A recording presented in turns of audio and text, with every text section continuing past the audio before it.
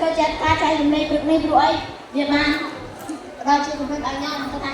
ខ្ញុំពីមុនគាត់ថាខ្លួនឯងគឺអត់ចេះទេប៉ុន្តែ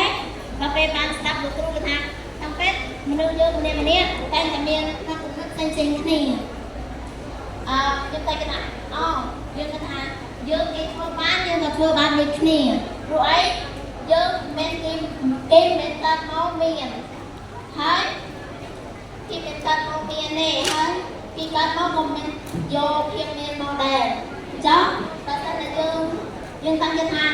យើងក៏ត្រូវតែធ្វើឲ្យបានដូចគេដូចគ្នាជាចុងក្រោយសូមអរគុណលោកគ្រូ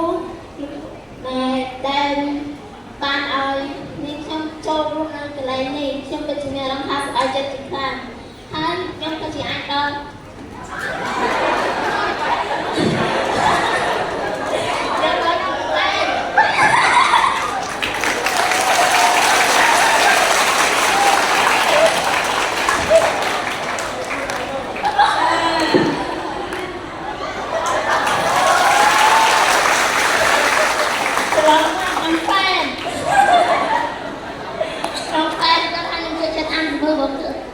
ពេលទៅ